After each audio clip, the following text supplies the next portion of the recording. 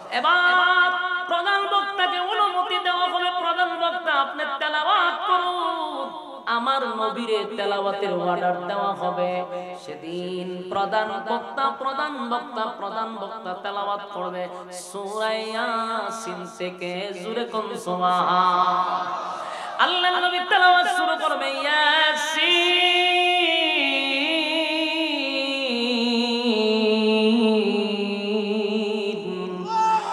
ওয়াল কুরআনিল হাকীম ইন্নাকা লামিনাল মুরসালিন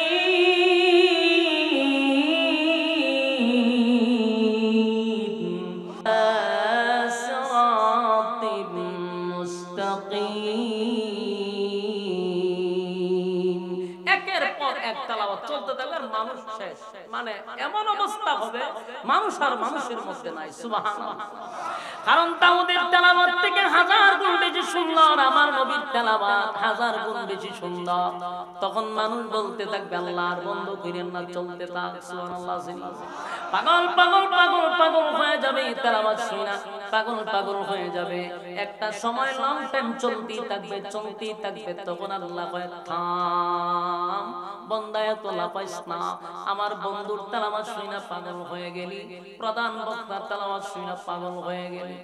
এখন যিনি কুরআন নাজিল করছেন, যিনি সমগ্র সৃষ্টি জগৎকে কণ্ঠ দিল, সেই মালিকের তেলাওয়াত কি তোমরা শুনতে চাও? সবাইরে যিনি কণ্ঠ দিল, কণ্ঠ যিনি দান করছে, উনার কণ্ঠ কেমন হবে? ঠিক না?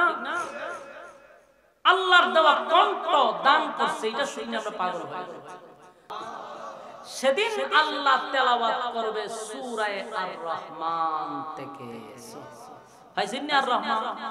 কথা বলেন দেখি। ওই যে আমরা কমিটি যারা দিছে, এই সূরা হবে জান্নাতের ইসলামী সঙ্গীত। সুবহানাল্লাহ। আল্লাহ সেদিন জান্নাতের ভিতরে সূরা আর রহমান তেলাওয়াত করবে। সুবহানাল্লাহ। তবে আল্লাহ যখন পড়তে থাকবে তখন অস্তিত্ব থাকবে না। আল্লাহ পড়বে আর রহমান আল্লামাল কুরআন খালাকাল ইনসান আল্লামাহুল বায়ান।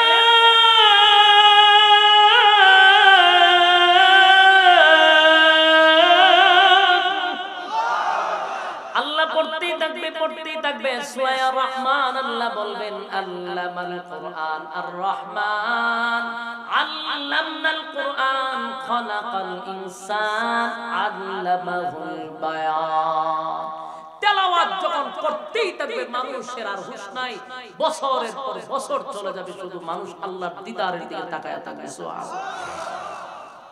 মানুষের এমন অবস্থা হবে, মানুষের খবর নাই মালিকের তেলাওয়াত কেমন হবে। আমি আপনাদেরকে ওয়াজ করে কোনোদিন বুঝাইতে পারবো না, কারণ আমরা মানুষের দেওয়াটাই শুনলাম।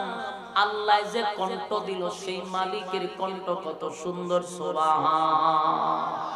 সেদিন আল্লাহ জান্নাতীদেরকে তেলাওয়াত কইরা শুনাইয়া মালিক সেদিন বলতে থাকবে যে আমি তোমাদেরকে দিদা, আমি কি তোমাদেরকে অনর্থক বানাইছি? অকারণে নিষ্প্রয়োজন না, কখনো তোমাদেরকে অনর্থক বানাই নাই, অকারণে বানাই নাই, নিষ্প্রয়োজনে বানাই নাই। বানাইছি শুধুমাত্র কেবলমাত্র আমার গোলামির জন্য। এজন্য আল্লাহ বলেন আর রহমান, দয়ালু আল্লাহ। আল্লাহর দয়া মায়া বেশি, জন্য আল্লাহর একটা নাম হলো দয়া। আর রহমান দয়ালু, মায়া দয়া বেশি। আল্লামাল কুরআন, শিক্ষা দিলাম কুরআন। খালাকাল ইনসান, সৃষ্টি করলাম মানুষ। তাহলে এখানে কোরআনের শিক্ষা আগে আসলো কেন? এই এখন আসে। তাহলে আমরা মানুষ কয় রকম পাইলাম? একদল মানুষ সৃষ্টির শ্রেষ্ঠ, আর একদল মানুষ নিকৃষ্ট। সৃষ্টির শ্রেষ্ঠ কিভাবে হয়? এক নাম্বার কোয়ালিটি হলো, তুমি যদি কোরআনের শিক্ষায় শিক্ষিত হতে পারো, তাহলে আমি আল্লাহর আদালতের মানুষ। বলুন, কোরআনের শিক্ষায় শিক্ষিত হলে কার আদালতের মানুষ? আল্লাহর আদালতের মানুষ হিসাবে তুমি মূল্যায়ন হবে। আর যদি কোরআনের শিক্ষায় শিক্ষিত না হও, তাহলে শুধু রূপে মানুষ, সুরতে মানুষ হিসাবে তুমি হাসরের মাঠে দাঁড়াইবে। তাহলে কোরআনের শিক্ষায় শিক্ষিত হতে হবে। এখন কি একজন এমপি সাহেবেরও আলেম হইতেইব, উনিও কি মুফতি হইতেইব, হাফেজ হইতেইব? এটা বলা হয়। কোরআনের শিক্ষা বলতে আপনারা কি বুঝেন? এই যে আপনারা এখানে বসছেন, এখানে কি শিক্ষা দেওয়া হইতেছে? কোরআনের শিক্ষা। তা আপনারা কোরআনের শিক্ষায় শিক্ষিত হইতেছেন, আপনারাও আল্লাহর আদালতের মানুষ। কোরআন শিখতে হবে আগে, তার মানে পুরো কোরআন মুখস্থ করতে হবে, এটা বিষয় না। কোরআনের আইন মানতে হবে, মাসআলা মাসআইল জানতে হবে। না জানলে তো আপনি একজন মুসলমান হতে পারেন। তা আপনাকে তো আগে কোরআন শিখতে হবে, তারপরে না মানুষ হতে। কথা হয় না? আগে আপনার শিখতে হবে। যেমন নামাজ পড়া ফরজ, কিন্তু নামাজ পড়ার আগে জানা ফরজ। কথা হয় না? নামাজ আগে পড়া ফরজ না জানাটা ফরজ? আপনি যদি সূরা কেরাত না জানেন, তাহলে মক্কায় গিয়ে নামাজ পড়লেই মদিনায় গিয়ে বললে হবে? তাহলে আপনাকে আগে সূরা কেরাত শিখতে হবে। এর আগে শিখতে হবে আপনাকে ওযু শিখতে হবে, এরপরে আপনি সূরা কেরাত ঠিক করতে হবে, এরপরে নামাজ শিখতে হবে, তারপরে নামাজে গিয়ে দাঁড়াইতে হবে। কথা কোন ঠিক? মানুষ হইতে গেলে কোরআনের শিক্ষায় শিক্ষিত হতে হবে। একটা মানুষ শুধু চেহারা সুরতে মানুষ হয় না। আল্লাহর রাসূল বলেন, মানুষ হইতে হলে কোরআনের শিক্ষায় শিক্ষিত হতে হবে। খালি দুনিয়াবি ইলম দিয়া, দুনিয়াবি শিক্ষাগত যোগ্যতা দিয়া মানুষ পাওয়া যায় না। যদি মানুষ হওয়া যায় তো তাসলিমা নাসরিন কম পড়ালেখা করে নাই, কম ডিগ্রি অর্জন করে নাই, কিন্তু সে কি মানুষ হইতে পারছে? কথা বলে। তার এমন কিছু বক্তব্য যেগুলো আমি আপনাদের সামনে বলতে পারবো না। আমি বয়স হিসাবে আপনাদের সামনে এটা বলতে পারি, কারণ এখানে অনেক মুরব্বীরা আছে। নাহলে বুঝাই দিতাম সেটা মানুষ না, সেটা জানোয়ার। আমি তার কথার উপরে আমি সবগুলো আপনাদের সামনে একের পর এক বলতে পারতাম। তার বইয়ের মধ্যে যেগুলা লেখছে, এটা কোনোভাবেই প্রমাণ করে না সে যে মানুষ। এটা প্রমাণ করে সে চতুষ্পদ জানোয়ারের চেয়ে নিকৃষ্ট। এজন্য লেখাপড়া শুধু করলেই মানুষ হওয়া যায় না, সাথে কোরআনের শিক্ষায় শিক্ষিত হতে হবে। ঠিক কি না? আল্লাহ রাব্বুল আলামিন বলেন, একবার তুই চিন্তা করে দেখ বান্দা, আমি তোরে বানাইছি সৃষ্টির শ্রেষ্ঠ। আমি মানুষ বানাইয়া নূরের তৈরি ফেরেশতাকে দিয়া আদমকে সেজদা দেওয়াইলাম। তার মানে ফেরেশতাদের চেয়ে আমার মানুষকে আমি সম্মান বাড়ায়া দিলাম। বলুন, ফেরেশতা কি দিয়া বানাইছে? নূরের তৈরি ফেরেশতাদেরকে আল্লাহ অর্ডার দিল, মাটির তৈরি আদমকে সেজদা দে। সমস্ত ফেরেশতারা আদমকে সেজদা দিল। সেদিন থেকে ফেরেশতাদের চেয়ে আল্লাহ মানুষের সম্মান মর্যাদা বাড়ায়া দিয়েছে। এরপর আল্লাহ বলেন, ওয়ালাকাদ কাররামনা বানি আদম, সৃষ্টির শ্রেষ্ঠ হিসাবে আমি মানুষকে আল্লাহ বানাইছি। সম্মানের দিক দিয়ে মানুষ, আমার যুবক ভাইরা, মানুষকে আল্লাহ এত সম্মান আর এত মর্যাদা দিল। এখানেই শেষ না। আল্লাহ বলেন, গোটা সৃষ্টি জগতের মধ্যে আমি মানুষকে সুন্দর করে বানাইছি। সুবহানাল্লাহ বলেন। সৃষ্টি জগৎ অভাব নাই, কিন্তু মানুষের যে সুন্দর আমি আল্লাহর কাউরে বানাই নাই, বানাই নাই, বানাই নাই। মানুষ তোরে এত সুন্দর করে বানাইছি, তাকায়া দেখ। অনেক সময় মানুষ সুন্দর হইলে বলে লোকটা বড় সুন্দর, ফেরেশতার মতো। আসলে কোরআনে কোথাও নাই ফেরেশতা সুন্দর। মেয়েরা যদি সুন্দর হয়, মানুষ করে পরীর মতো সুন্দর। কোরআনের কোথাও পরী সুন্দর এমন কথা আল্লাহ বলেন। কিন্তু কোরআনে একটা দুইটা নয় গো, চার চারটা কসম করছে আল্লাহ যে মানুষ সুন্দর করে বানাইছে। সুবহানাল্লাহ। আল্লাহ বলেন, ওয়াতিন, তিন ফলের কসম। ওয়াজাইতুন, জাইতুন ফলের কসম। ওয়াতুর সিনিনা, সিনাই পর্বতের কসম।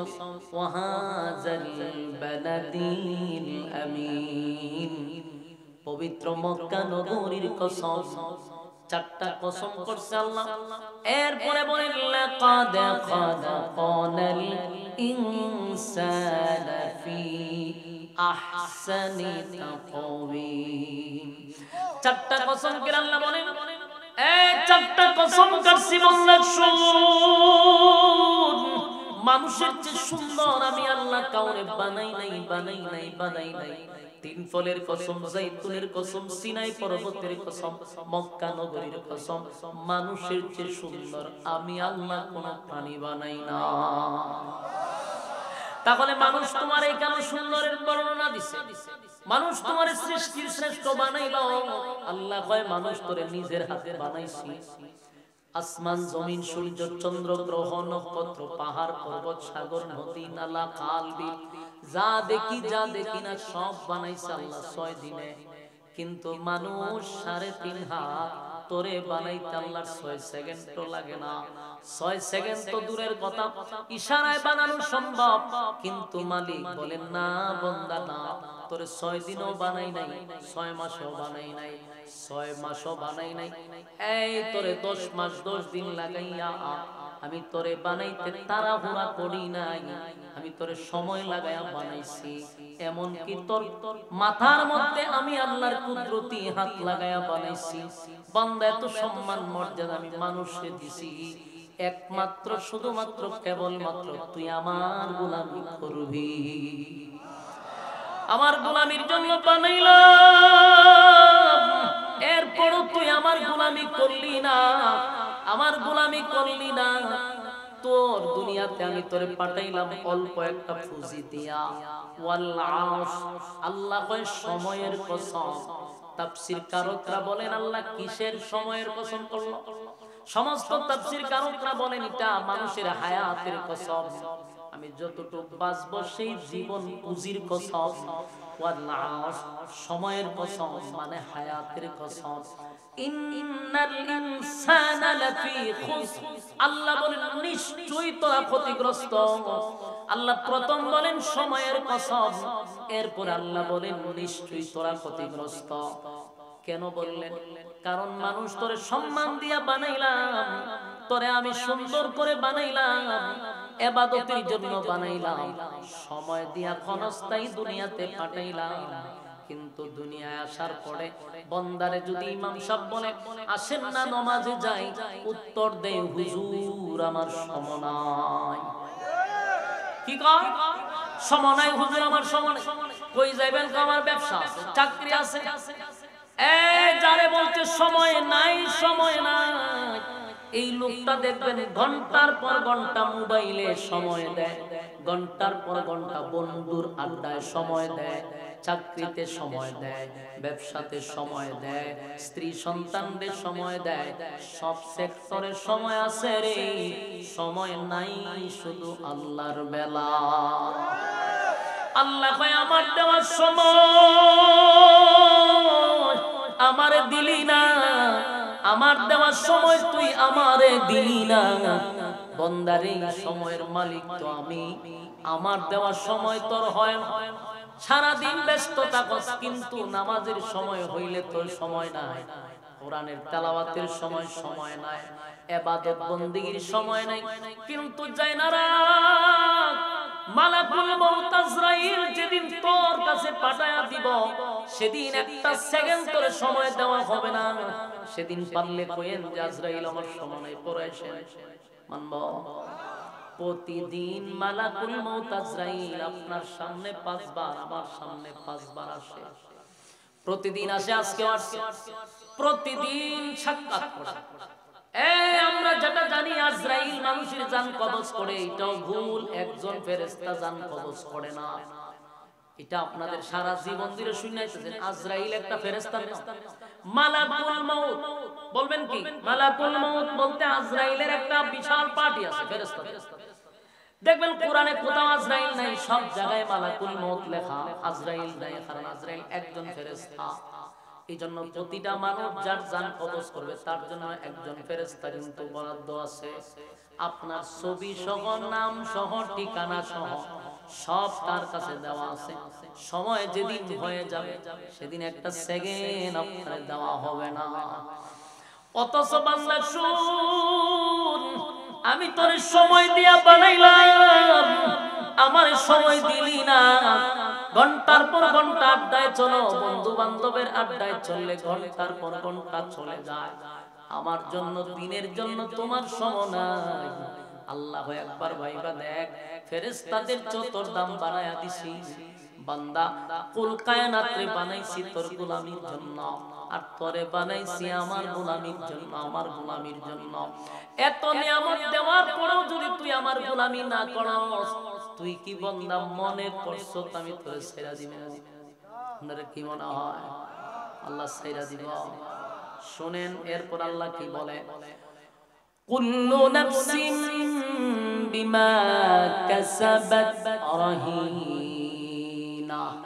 আল্লাহ বলেন প্রত্যেকটা মানুষ, বলুন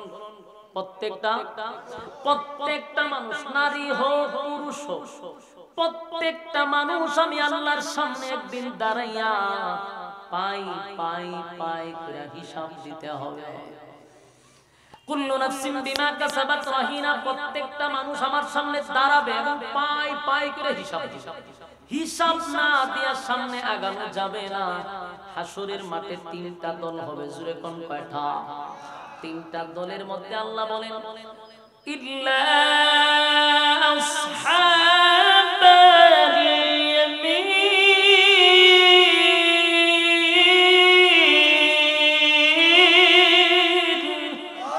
আল্লাহ বলেন ইল্লা আসহাবাল ইয়ামিন, একটা দল শুধু তাকে বিনা হিসাবে জান্নাত দিব। সুবহানাল্লাহ। এই তিনটা দল হবে। আল্লাহর নবী বলেন একটা দলকে আল্লাহ বিনা হিসাবে জান্নাত দিবে, এটা হয়তোবা নবী রাসূলগণের দলকে আল্লাহ বিনা হিসাবে জান্নাত দিবে। আর একটা দল আছে যাদেরকে আমার মালিক ডান হাতে আমলনামা দিয়া জান্নাতে ঢোকাবে।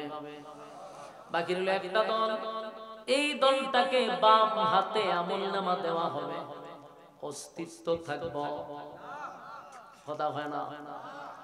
একটা দল বাম হাতে আমলনামা পাবে। আল্লাহর নবী বলেন হাসরের মাঠে সময় হবে, তিনটা মুহূর্ত হবে সবচেয়ে ভয়ানক। জোরে কোন কয়টা? এই তিনটা মুহূর্ত সবচেয়ে ভয়ানক। একটা হলো আমলনামা দেওয়ার মুহূর্ত, এটা সবচেয়ে ভয়ানক। যুবক থাকলে মানুষ চিন্তায় বিদ্ধ হয়ে যাবে, ভয়াবহ পরিস্থিতি শুরু হবে। আর একটা হলো মিজানের পাল্লায় আমলনামা ওজন দেওয়ার সময় মানুষ চিন্তিত। তিন নাম্বার হলো ফুলসিরাতের কোলের উপরে মানুষ ব্রিজ যদি পার হতে পারে জান্নাত, নিচে পড়লে জাহান্নাম। তিনটা মুহূর্ত হবে ভয়ানক। আর ওই তিনটা মুহূর্তে দুইটা দলে আল্লাহ জান্নাত দিয়া দিবে। জোরে কোন সুবহানাল্লাহ। এবার একটা দল বিনা হিসাবে জান্নাত, আরেকটা দল ডান হাতে আমলনামা পাবে, আরেকটা দল বাম হাতে আমলনামা পাইয়া যখন ফুলসিরাতের কোলে উঠবে তখন নিচে পড়ে যাবে।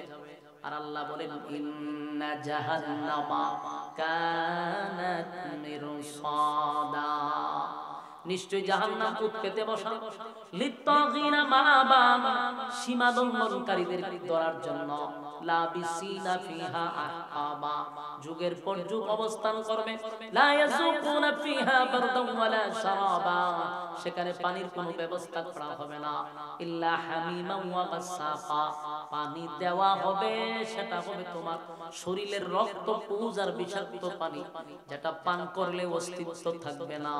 জাযাআউ নিফাকা, আল্লাহ তখন রাগান্বিত হইয়া বলবে এখন মজা বুঝো বান্দা কেমন লাগে। আমার যুবক ভাইরা, এই আরেকটা দল ডান হাতে আমলনামা পাইয়া আনন্দে লাফাইতে থাকবে, আনন্দে লাফাইতে থাকবে। আল্লাহ জিগায়া তো আনন্দ কেন? আল্লাহ ডান হাতে আমলনামা পাইছি, আমরা জানি গো ডান হাতে আমলনামা পাইলে জান্নাত পাবো, তাই আনন্দে লাফাইতে থাকবে। আল্লাহ তখন বলবে বান্দা দাঁড়া, আমলনামা পাইয়া এত খুশি, জান্নাতের ভিতরে তো এখনো ঢোকো নাই, তাহলে শোনো জান্নাতে ঢোকার আগে আগে আমি তোমাদেরকে স্পেশাল কিছু নিয়ামত দিব। এর মধ্যে এক নাম্বার হলো যা দুনিয়াতে কোনোদিন চেয়ে পায় নাই, এমন কি নবী রাসূলরাও যদি চাইতো আল্লাহ দুনিয়াতে দিত না, এবং চাইলেও আপনি পাবেন না। আমরা যে চাইলে পাবো না এটা আমরা এখনো জানি, এখানে বসে বুঝতেছি চাইলে পাওয়া যাবে, কিন্তু মনে মনে আমরা সবাই চাই। এটা অদ্ভুত একটা বিষয়, আপনি আবার চেষ্টা করেন বোঝা। চাইলে পাবো না আমরা জানি, কিন্তু আমরা চাই, প্রতিদিন চাই, প্রতি সেকেন্ডে চাই, মনে মনে এটাও জানি যে কিয়ামতের আগে পাবো। তাহলে আমরা চাই পাবো না। আল্লাহ কয় কোন নবী রাসূলকে এটা দেওয়া হবে না, কিন্তু জান্নাতে ঢুকলে আমি না চাইতে দিয়া দিব। সুবহানাল্লাহ। জান্নাত আমাদের যাওয়ার আগে আমরা চাওয়া লাগবে না, আল্লাহ এমনি দিয়ে দিবে। তাহলে শুনুন কি কি দুনিয়াতে চাইলে পাওয়া যায় না, আর কি কি না চাইলে জান্নাতে দিবে শুনবেন। এক নাম্বার হলো দুনিয়াতে কোনো মানুষ কি মরতে চায়? কথা হয় না, কেউ মরতে চায়? আমি চাই না, আপনারা তো চান না, আমিও চাই না মরতে। তাহলে আমরা কিন্তু যদি আল্লাহর কাছে দোয়া করি, আল্লাহ আমারে মরণ দেন, এটা কি কবুল হইব? একেবারে মক্কায় গিয়ে দোয়া করলে কাম হইব? কিন্তু আমরা যে মরণ লাগবে 100%, কিন্তু আমরা মরতে চাই না। বলুন আমরা মরণ যে লাগবে 100% জানি, কিন্তু এরপর আমরা মরতে চাই না। দেখেন কি অদ্ভুত, মরতে হবে 100%, কিন্তু মরতে চাই। আল্লাহ হয় জান্নাতে ঢোকার সাথে সাথে আর কোনদিন তুমি মরবা না, মরণ নাই। এক নাম্বার হলো আর মরবি না। দুনিয়াতে আমরা সবাই মরব, কিন্তু মরতে চাই না। আর জান্নাতে ঢোকার সাথে সাথে আল্লাহ কয় মরণ নাই। সুবহানাল্লাহ। এটা এক নাম্বার। দুই নাম্বার হলো দুনিয়াতে কেউ বৃদ্ধ হইতে চায়। আপনারা কি বুড়ো হইতে চান? আমিও চাই না, আপনারাও চান। কেউ বৃদ্ধ হতে চায় না। দেখবেন অনেক বৃদ্ধ মানুষ সাদা দাড়ি লইয়া গিয়া ডুবে শেলো, ওমা বাইরে এসে খালা তো জিগেলাম চাচা এই অবস্থা কেন? কারণে বেশি বুড়া দেখা যায়। তার মানে চাচা মিও বুড়ো হইতো চায় না, মানে কেউই চায় না নিজের পরিপাটি করে রাখে। বাস্তব না বাস্তব? কিন্তু সে যে বুড়া হবে এটা সেও জানে। কি অদ্ভুত, বুড়া হব জানি, তারপর বুড়া হতে চাই না। আল্লাহ জান্নাতের ভিতরে বুড়া হবি না। সুবহানাল্লাহ। আল্লাহ রাব্বুল আলামিন বলেন জান্নাতের ভিতরে প্রত্যেকটা জান্নাতীর বয়স হবে 25, 24, 32, সর্বনিম্ন 32। এটা আর বাড়বেও না কমবেও না। আপনারা লাগা সুবহানাল্লাহ জানি। তিনি জুরে কইন জান্নাতের কথা শুনলে তো আপনারা জজবা বাড়ার কথা। দেখেন বয়স যদি হয় আপনার 24, এটার কোনদিন 25 হবে না।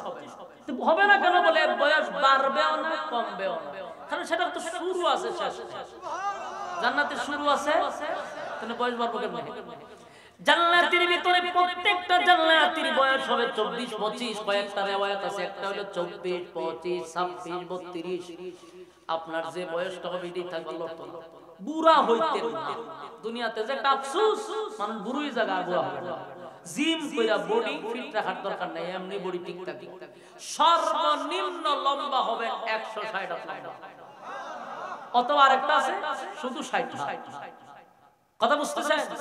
লম্বা হবে, তাহলে বডিটা কি দিবে? এটা হলো আদম নবীর বডি। সুবহানাল্লাহ। আদম নবীর মতো বডি হবে। আর যুবক থাকবেন, বৃদ্ধ হবেন না। এগুলো আমরা দুনিয়াতে চাই, কিন্তু পাইতাম না, এটা জানি। 3 নাম্বার হলো মানুষ যদি কালা হয়, এই মানুষটা কি কোনদিন সুন্দর হয়? এক কালো মানুষ কোনদিন সুন্দর হইছে শুনছেন? কথা কয় না। ক্রিম মাইকা হয়, কিছু কালা মাইয়ারা সুন্দর হয়, কিন্তু এটা আল্লাহর উপর দিয়া অবার পণ্ডিতি, আল্লাহর উপর দিয়া পণ্ডিতি চলে। তখন কি হয় লাস্টে জানেন না? যখন আল্লাহর উপরে পণ্ডিতি করে কিছুদিন জ্বলা হয়, সাদা হওয়া, এরপরে স্কিন ক্যান্সার হয়ে গেছে। বাস্তব না বাস্তব? বহু মানুষের স্কিন ক্যান্সার হয়ে গেছে আল্লাহর উপর দিয়া যারা পণ্ডিত। তাহলে কালো মানুষ কোনদিন সুন্দর হবে না, ওইলে তো বেলা নিশান হয়ে যেত। কিন্তু জান্নাতের ভিতরে রব্বে কারীম বলেন প্রত্যেকটা জান্নাতীর চেহারাটা আমি দিব ইউসুফ নবীর মতো সুন্দর। দুনিয়াতে সুন্দরের আফসোস করতেছেন, কিন্তু হবে না। লম্বা মানুষ কোনদিন খাটো হয় না, খাটো মানুষ কোনদিন লম্বা হয় না। জান্নাতে আল্লাহ বলেন ইউসুফ নবীর মতো সৌন্দর্য দিব। এরপরে যাদের কণ্ঠ নাই, এরার একটা আফসোস দুনিয়াতে কণ্ঠ। বলুন মক্কার ইমাম দিয়া দোয়া করিলেও কি আমাদের কণ্ঠ সুন্দর হইব? তাহলে এটা আফসোস আছে, কিন্তু পাবো না, এটা জানি। জান্নাতের ভিতরে রব্বে কারীম বলেন প্রত্যেকটা জান্নাতীর কণ্ঠ হবে দাউদ নবীর মতো সুন্দর। সুবহানাল্লাহ। এরপরে আসুন চরিত্র। মূল হইল মানুষের চরিত্র। চরিত্র যদি খারাপ হয় তাহলে জান্নাতের ভিতরে নিয়ে আপনার লাভ হইতে আল্লাহ হয় প্রত্যেকটা জান্নাতের চরিত্র আমি পরিবর্তন করে দিব। কেমন চরিত্র দিব আল্লাহ বলেন ওয়া ইন্নাকা লা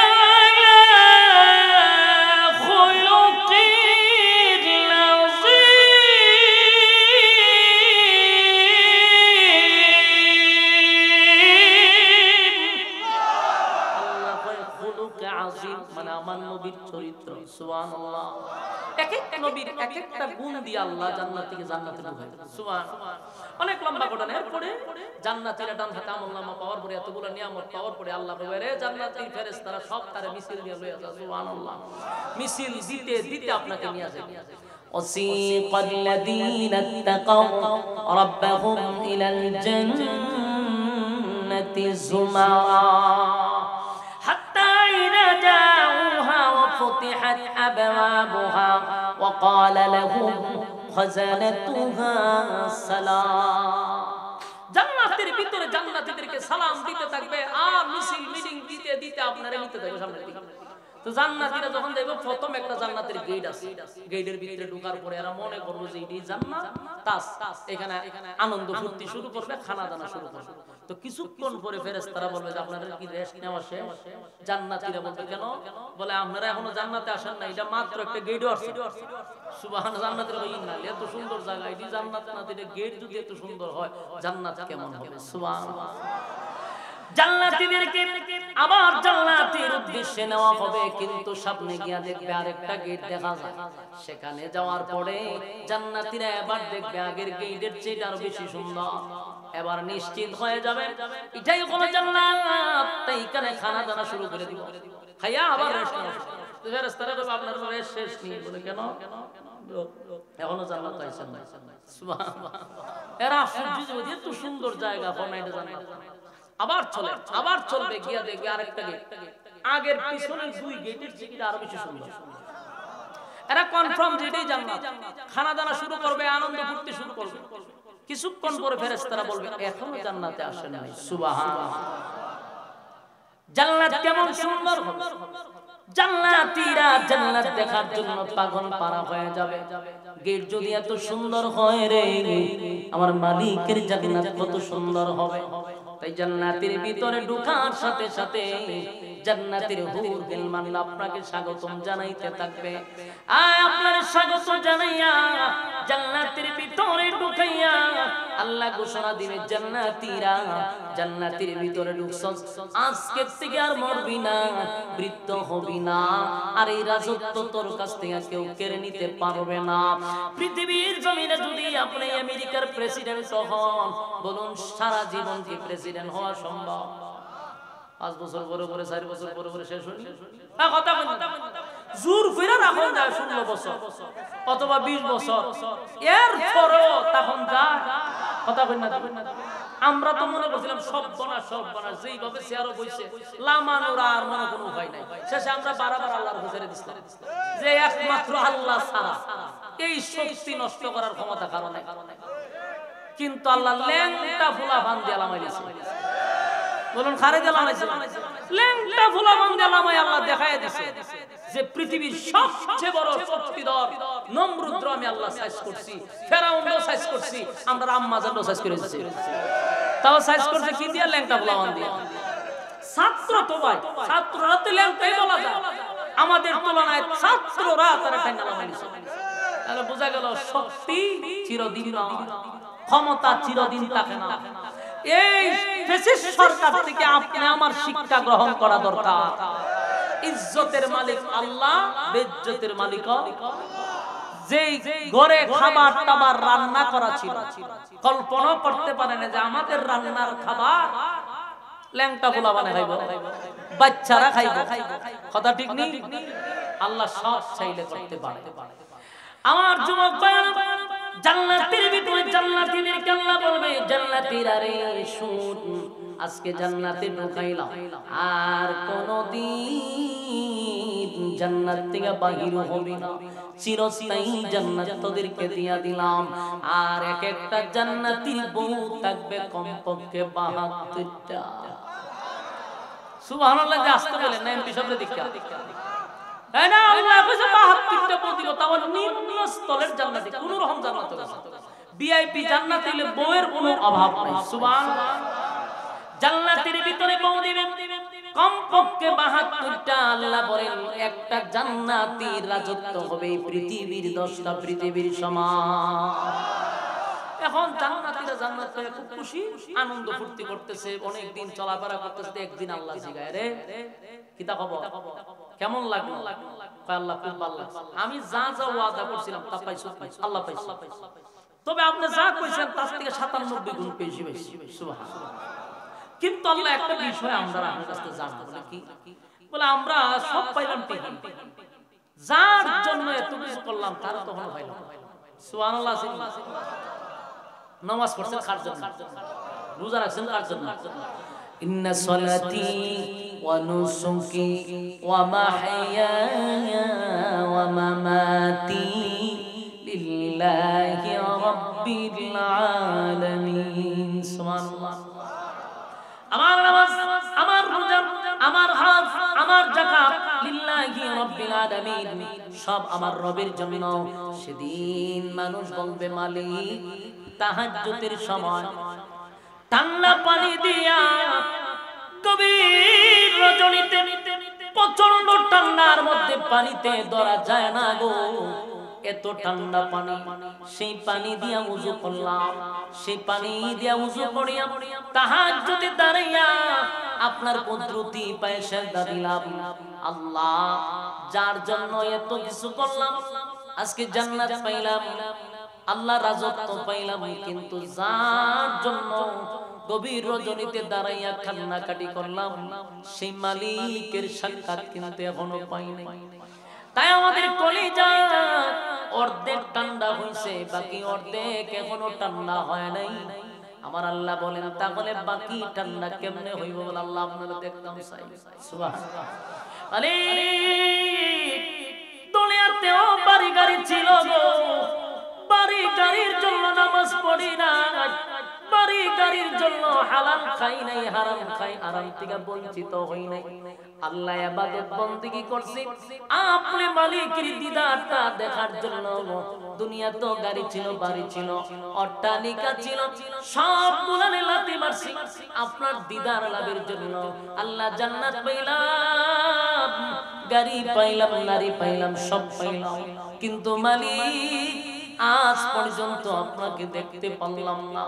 আল্লাহ আপনার দিদার দেখার জন্য বড় আফসোস। আল্লাহ আপনার দিদার দেখায়া দেন। সমস্ত জান্নাতীরা দরখাস্ত করবে, মালিক আমরা আপনার দিদার দেখতে চাই।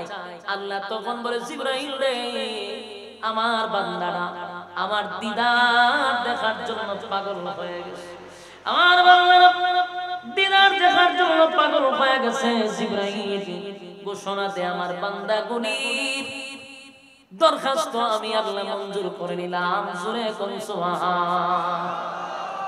আল্লাহ তখন ঘোষণা দিবেন, জিবরাইল রে, গোটা জান্নাতীরা আমারে দেখতে চায়, আমারে দেখতে চায়, আমারে দেখতে চায়। তাই আমি আল্লাহ তাদেরকে দেখা দিব, তবে এমনে এমনে নয়, একটা অনুষ্ঠানের মাধ্যমে। অনুষ্ঠানের মাধ্যমে একটা অনুষ্ঠান কর, যেমনি ভাবে দুনিয়াতে আমার বান্দারা গভীর রাত পর্যন্ত আরামের ঘুম হারাম করিয়া নরমাল বিছানা ছেড়ে দিয়া ঠান্ডার মধ্যে বৈশা বৈশা আমার কোরআন শুনতো রে, সেই বান্দাগুলি দুনিয়াতে মাহফিল করত। আমি আল্লাহ আজকে জান্নাতের ভিতরে একটা মাহফিল করব, সেই মাহফিলের সভাপতি থাকবে, প্রধান অতিথি থাকবে, বিশেষ অতিথিও থাকবে। সুবহান। জান্নাতের ভিতরে একটা মাহফিল হবে রে, জান্নাতের ভিতরে যে মাহফিলটা হবে, আল্লাহ বলেন ফেরেশতারা রে, আমার মাহফিলটার প্রচার প্রসার শুরু করে দাও। গোটা জান্নাতের ভিতরে সেই দিন তারিখ ঠিক করা হবে, মাঠ ঠিক করা হবে, যেই মাঠে জান্নাতের অনুষ্ঠান হবে, সেই মাঠের নাম হলো মাসিহ নামক মাঠ। কি মাঠ? আমার যুবক জানেননি মাসিহ নামক মাঠটা কত বড় গো? জিবরাইল আলাইহিস সালাতু ওয়াস সালামের 600 ডানা আছে। জুড়ে কোন কয়শো ডানা? এক একটা ডানা যদি এমনি ছেড়ে দেয় গোটা পৃথিবীর এক প্রান্ত থেকে আরেক প্রান্ত ঘেরাও করে ফেলে। সুবহানাল্লাহ কি বারে দিয়া হবে? ফেরেশতা জিবরাইলের একটা পাকার এত পাওয়া, এই যে আসমান থেকে জমিনে নামতো কোনদিন ওনার দুই ডানার উপরে ব্যবহার করে নাই। এক ডানা দিয়ে পৃথিবীর এক প্রান্ত থেকে আরেক প্রান্ত চলে। সেই জিবরাইল আলাইহিস সালাতু ওয়াস সালামের 600 ডানা আছে, কোনদিন এই ডানাগুলো কাজে লাগায় না। একদিন আল্লাহর জিগা আল্লাহ 600 ডানা দিলেন, কোন কামে দিছে? এর দাস পর্যন্ত কোন কামে লাগাইলাম না। আমার সাত আসমান টপকাইয়া আমার নিচে নামতে একটা পাকাই যথেষ্ট। আল্লাহ কিন্তু এতগুলা ডানা কেন দিলেন? একদিন আল্লাহ বলেন, ঠিক আছে তুমি আমার মাসিহ নামক মাঠটার মধ্যে একটা চক্কর দাও, মাঠটা একটা ঘুরতে দাও। জিবরাইল ঘুরতে দেওয়া শুরু করছে। প্রথমে যখন উনি উঠতে লাগলেন, উঠতে উঠতে উঠতে ওনার দুই ডানায় প্রচন্ড ব্যথা হয়ে গেল। তৃতীয় দুই ডানা ছেড়ে দিল, ব্যথা হয়ে গেছে। এরপরে আরো ছেড়ে দিল, 100 ডানায় ব্যথা ধরে গেল রে। দ্বিতীয় আর 100 ডানা ছেড়ে দিল, সেখানেও ব্যথা। এরপর আর 100 ছাড়লো। এইভাবে ছাড়তে ছাড়তে 600 ডানা ছেড়ে দিল, ব্যথা শুরু হয়ে গেছে। একটা পর্যায়ে জিবরাইল ক্লান্ত হইয়া একটা জায়গায় বসে গেছে আর বলে, মালিক 600 ডানায় ব্যথা হয়ে গেছে, মাসিহ নামক মাঠটা ঘুরতে ঘুরতে আমি আপনার কাছে শুধু একটু জানতে চাই, আমার 600 ডানা দিয়া বছরের পর বছর ঘুরলাম, জানতে চাই আপনার এই মাঠের কতটুকু পর্যন্ত আমি আসতে পারলাম। আল্লাহ তোমার 600 ডানা দিয়া বছরের পর বছর ঘুরা এই মাঠের 4 ভাগের 1 ভাগ এখনো ঘুরতে পারো নাই। সুবহানাল্লাহ সুবহানাল্লাহ। এই মাসিহ নামক মাঠের মধ্যে আল্লাহ অনুষ্ঠান করবে, বান্দাদের সামনে দেখা দিবে। সুবহানাল্লাহ। শুনেন একটা কথা ভালো করে শুনেন, জান্নাতের ভিতরে সবচেয়ে মজার অনুষ্ঠান হবে একটাই, সেটা হলো আল্লাহর দিদার। গোটা জান্নাত পাই আপনি তো খুশি হবেন না, জান্নাতের নিয়ামত পাই অত খুশি হবেন না, মালিকের দিদারের চেয়ে মজা জান্নাতে আর কিছু নাই, কিছু নাই। সুবহানাল্লাহ। এবার আল্লাহ ঘোষণা দিয়েছে জিবরাইলকে, প্রচার প্রচার দুনিয়ার যেমন মাহফিল প্রচার প্রচার করেন না, আল্লাহ কয় প্রচার কর, সব ফেরেশতাদেরকে জানায় আমি মাহফিল করব। জান্নাতের ভিতরে সব ফেরেশতাদেরকে জানানো হলো, সবাই প্রচার প্রচার করলো। এবার জিবরাইল আল্লাহ প্যান্ডেল তো বানতে হবে, বলো কি দিয়া প্যান্ডেল বানবো? আল্লাহ কয় আমার নূর দিয়া প্যান্ডেল বানা। সুবহানাল্লাহ। স্টেজ বানাবো, আমার নূর দিয়া স্টেজ বানায়া দেয়। স্টেজ আল্লাহর নূর দিয়া বানানো হবে, প্যান্ডেলটাও আল্লাহর নূর দিয়া বানানো হবে। এবার সব সেটিং হয়ে যাওয়ার পরে শ্রোতাদের বসার জন্য একটা একটা করে চেয়ার থাকবে। দুনিয়াতে নরমাল জায়গায় বসে আছে, জান্নাতের ভিতরে প্রত্যেকটা জান্নাত থেকে একটা করে চেয়ার দেওয়া হবে। এই চেয়ারের তো তামাম পৃথিবী বিক্রি করলেও চেয়ারের পায়ার সমতুল্য হবে না। এত দামি চেয়ার দেওয়া হবে বান্দাদেরকে, বান্দারা চেয়ার নিয়ে বসে থাকবে। এবার স্টেজের মধ্যে 3 জন মাত্র অতিথি থাকবে, সভাপতি, প্রধান অতিথি, বিশেষ অতিথি, বাকি সব থাকবে শ্রোতা। আর স্টেজে শুরু থাকবে সমস্ত নবী রাসূলগণ, 2,24,000 মাথান্তরে পয়গম্বর নবী রাসূলরা স্টেজে বসবে, তাও স্টেজের নিচে বসবে। আর 3 জন অতিথি থাকবে, 3টা চেয়ার থাকবে সবচেয়ে বড়। এর মধ্যে শ্রোতারা থাকবে প্যান্ডেলে, স্টেজের মধ্যে আবার শ্রেণী বাই শ্রেণী আছে। নবীরা থাকবে এক কাতারে, রাসূলরা থাকবে আরেক কাতারে। সুবহান। সেই মাহফিলে আল্লাহ বলবেন ফেরেশতা জিবরাইল, সেই মাহফিলে বিশেষ বক্তা হিসেবে তুমি দাওয়াত দিবা দাউদ আলাইহিস সালাতু ওয়াস সালামকে। সুবহানাল্লাহ। দাউদ আলাইহিস সালাতু ওয়াস সালামকে দাওয়াত দিবা রে বিশেষ বক্তা হিসাবে। এরপর আল্লাহ বলেন দাউদ নবী বিশেষ বক্তা, আর প্রধান অতিথি যিনি থাকবেন সমস্ত নবী কুলের সম্রাট, সমস্ত রাসূলগণের রাসূল নবী মুহাম্মদুর রাসূলুল্লাহ সাল্লাল্লাহু আলাইহি ওয়াসাল্লাম। জান্নাতের প্রধান বক্তা থাকবে, জোরে বলুন সুবহানাল্লাহ। আল্লাহ বলেন সভাপতি স্বয়ং আমি আল্লাহ থাকবো। আল্লাহ নিজে ওই মাহফিলের সভাপতি থাকবে। বলুন ওই মাহফিলটা কেমন মজা হবে। সুবহানাল্লাহ। ওই মাহফিলও থাকতে চান না আপনারা? সভাপতি কে হবে? আল্লাহ নিজেই সভাপতি, আর প্রধান অতিথি হইল আমার রাসূল, বিশেষ অতিথি হইল দাউদ নবী। এবার আল্লাহ বলবেন দুইজন, আল্লাহর রাসূল এবং দাউদ নবী দুইজন বসা থাকবে দুই চেয়ারে। আমরা যারা নবীর উম্মত আমরা বলে দেখছো আমাদের নবীর কত সম্মান, আজকে প্রধান অতিথি আমাদের নবী, আমরা তখন গর্ব করব। সবার মধ্যে আমরা অহংকার দেখাবো, আমরা নবী হইল প্রধান বক্তা, দাউদ নবী হইল বিশেষ বক্তা, এখনো সভাপতি আসে নাই। যেই মাত্র আল্লাহ সভাপতির চেয়ার খালি মালিক আসবে, ৭০,০০০ পর্দা বান্দাদের মাঝখানে আর আল্লাহর মাঝখানে ৭০,০০০ পর্দা, এক একটা পর্দা সরতে থাকবে। যেই মাত্র পর্দা সরে যাবে সুবহানাল্লাহ সুবহানাল্লাহ, আমি ওয়াজ করে কিতাব বুঝাও। এই ওয়াজ মুখ দিয়া কইরা বোঝানোর মতো কোন ক্ষমতা আমার আপনার নাই, সেটা জান্নাতে গেলে বুঝতে পারবেন সেই অনুষ্ঠানটা কেমন হবে। সুবহানাল্লাহ, কেমন হবে জান্নাতের এই কথাগুলি আমি কেবল আপনাদেরকে বলবো। মিষ্টি যে জীবনে খাইছে না এর সামনে ওয়াজ কইরা মিষ্টির মজা বুঝাইতে যুক্তিবাদী সাবরাই না তো বলে স্যার একটু ওয়াজ করে শোনা, তো যুক্তিবাদী খানা দান দেয় ভাই মিষ্টি খুব মজা, খাসাবা দিলে খুব ভালো লাগে, এটা মুখে পানি জমে খুব মিষ্টি, এতে জীবনে মিষ্টি খাইছই না, হে ওয়াজ বললে হবে হোয়াট ইজ দিস, কারণ এবারে মজা বুঝছে না। কিন্তু এত ওয়াজ না হইরা যদি একটা মিষ্টি তার মুখে ঢুকানি দেওয়া যায় থইলে আর ওয়াজ করা লাগবে না, তাহলে জান্নাতের ওয়াজ তো করতে পারবো, কিন্তু জান্নাতি না হওয়া পর্যন্ত এটার মজা বুঝবেন না। সুবহানাল্লাহ।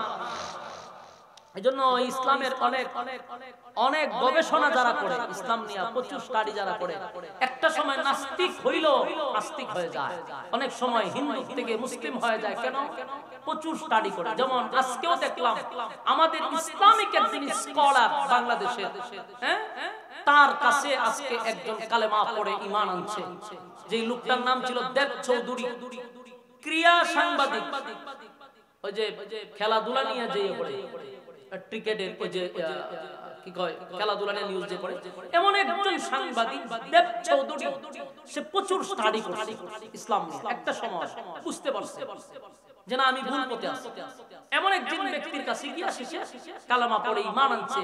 তিনি হলেন আমাদের ইসলামী অঙ্গনের একজন স্কলার আব্দুল হাই মোহাম্মদ সাইফুল্লাহ, যাকে আমার মাহফিল আগামী ৮ ফেব্রুয়ারি দাওয়াত দিয়েছে, কালেমা পড়ে ঈমান আনছে। সুবহানাল্লাহ। স্টাডি করলে আপনার মাথা খুলে যায়। এজন্য দেখবেন কোন ডাক্তার কোনদিন নাস্তিক হয় না, প্রচুর গবেষণা করে। আপনি যদি ইসলাম নিয়ে গবেষণা করেন, আপনি একটা পর্যায়ে আপনি বুঝতে পারবেন যে আমি কোথায় আছি। তো এই যে জান্নাতের যে ওয়াজ আপনি শুনছেন, জান্নাতের মধ্যে আমরা যতটুকু পাইছি যে সারা জান্নাতের ভিতরে যত নিয়ামত আছে, সবচেয়ে বড় নিয়ামত হলো আল্লাহর দ্বিধা। এর থেকে মজার কোথাও নাই। তো জান্নাতীরা তাকায়া থাকবে আমাদের নবী আর হলো গিয়া দাউদ দুইজন বসা, আল্লাহ পর্দা সরাইতেছে, বাড়া ৭০টা পর্দা সরায়া যখন আল্লাহ বান্দার সামনে দাঁড়াবে সুবহানাল্লাহ, তখন আল্লাহ নিজে একটা সালাম দিবে, বান্দাদেরকে সালাম দিবে। সুবহানাল্লাহ। তাহিয়াতুহুম ইয়াওমা ইয়ালকাউনাহু সালাম,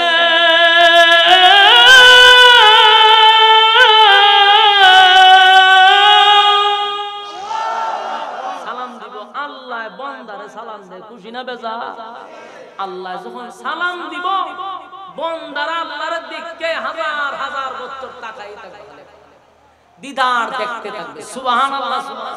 হুশ জ্ঞান নেই, মালিকের দিদার দেখতে থাকবে। একটা চন্দ্র যখন আকাশে চন্দ্র ওঠে, তখন কি আমরা দেখতে কোনো কষ্ট হয়? সারা বাংলাদেশে সবাই দেখে না, কোনো কষ্ট হয় না। আল্লাহর দিদারটা এমনই, সবাই দেখবে। সুবহানাল্লাহ। শেষে আল্লাহ বসবে, সভাপতির চেয়ারে থাকবে। তখন আল্লাহ বলবেন অনুষ্ঠান শুরু হবে জিবরাইলের হামদে বাড়ি তালার মাধ্যমে, মানে আল্লাহর প্রশংসায় নাচ গাইবে জিবরাইল নিজে। এরপরে বিশেষ বক্তার তেলাওয়াত শুরু হবে, মানে দাউদ নবীর তেলাওয়াতের মাধ্যমে। সুবহানাল্লাহ। দাউদ আলাইহিস সালাতু ওয়াস সালামের কণ্ঠ আল্লাহ এত সুন্দর দিয়েছিল, দাউদ নবী দুনিয়াতেই যদি তেলাওয়াত করত, উড়ন্ত পাখি ওনার সামনে বৈশা যাইত, সমুদ্রের মাছগুলা ওনার সামনে দাঁড়ায়া যাইত। এমন ভাবে আল্লাহ দাউদ নবীর কণ্ঠ দিছিল, দাউদ নবীর কণ্ঠ শুনা পাগল জান্নাতের ভিতর আল্লাহ বলবে, দাউদ রে একটু তেলাওয়াত করো। সেদিন দাউদ নবী কোরআনের হাফেজ ছিল না। আল্লাহ যে মাত্র বলবে তেলাওয়াত করো, আল্লাহ বলার সাথে সাথে দাউদ নবী কোরআনের হাফেজ হয়ে যাবে। সুবহানাল্লাহ। দাউদ নবী সেদিন মুজাম্মিল থেকে তেলাওয়াত করবে, ইয়া আইয়ুহাল মুজাম্মিল, এখান থেকে তেলাওয়াত শুরু করবে। তেলাওয়াত চলতেই থাকবে, চলতেই থাকবে। দাউদ নবীর একটা কণ্ঠ থেকে 70 রকমের আওয়াজ বাহির হইতে থাকবে। জোরে জোরে কবি সুবহান। দাউদ নবীর কণ্ঠ শুনে মানুষ পাগল উম্মত হয়ে যাবে রে, পাগলের মতো হয়ে যাবে। এত মজা, এত মজা, এত মজা, এত মজা। কণ্ঠ শুইনা মানুষ পাগল হয়ে যাবে। একটা কণ্ঠ থেকে 70 রকমের আওয়াজ বাহির হইতে থাকবে, 70 রকমের আওয়াজ বাহির হইতে থাকবে। দাউদ নবীর কণ্ঠ তেলাওয়াত চলতেই থাকবে, চলতেই থাকবে। মানুষও বলতে থাকবে, আল্লাহ এত মজা, এত মজা, বন্ধ কইরেন না, চলতেই থাকো, চলতেই থাকো। একটা পর্যায়ে আল্লাহ ডাক দিয়া বলবে, বান্দা রে, বিশেষ বক্তার তেলাওয়াত শুনে পাগল হয়ে গেলি, বিশেষ বক্তার তেলাওয়াত শুনে পাগল হয়ে গেলি। বিশেষ বক্তার পরে যে প্রধান বক্তা আছে, প্রধান বক্তা এখনো তেলাওয়াত শুরু করে নাই। যেই প্রধান বক্তার উপর আমি কোরআন নাজিল করছি, সুবহানাল্লাহ,